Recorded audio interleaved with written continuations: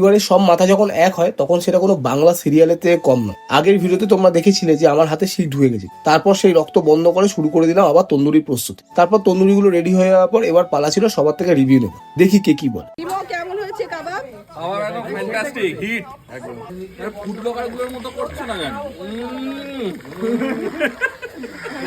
সবার রিভিউ শুনে এটাই মনে হলো এবার মনে হয় প্রফেশনটা চেঞ্জ করার সময় এসে গেছে। তারপর স্টার্টারের পার্ট শেষ করে আমি আবার নিয়ে নিলাম একটা কফি ব্রেক, সঙ্গে একটু নিজেও তন্দুরিগুলো টেস্ট করে নিচ্ছিলাম। ঠিক সেই সময় দেখলাম আমার সম্পত্তির ভাগিদার এসে ভাগ চাইছে। তারপর আবার মটনের প্রস্তুতি শুরু করে দিল, তাই দেরি না করে সঙ্গে সঙ্গে কড়াটা চাপিয়ে ধুয়ে নিয়ে তেলটা ঢেলে দিল। তারপর তেলটা একটু গরম হয়ে যাওয়ার পর আলুগুলোকে ভেজে নিল। আলুগুলো ভাজা হয়ে যাওয়ার পর আলুগুলোকে তুলে নিয়ে আবার সেই তেলেই পেঁয়াজটাকে লাল লাল করে ভেজে মাটনটাকে ভালো করে কষে নিচ্ছিলাম। সঙ্গে কিছু রসুনও দিয়ে দিয়েছিলাম।